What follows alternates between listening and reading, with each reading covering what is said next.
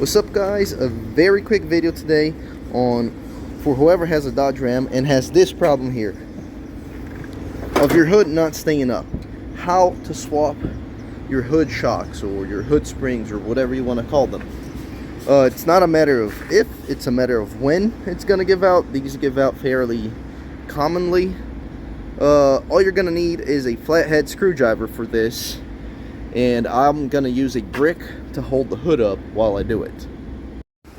So first of all, you're gonna prop your hood up just like that with a brick, and then with your flathead screwdriver you're gonna come to the shocks and you're gonna see it has a tab right here. You need to pop this tab out like so, and when you pop it out you can pull your shock out. If you have two hands, it's a little better. You give it a little prop with your other hand and then you pop it out.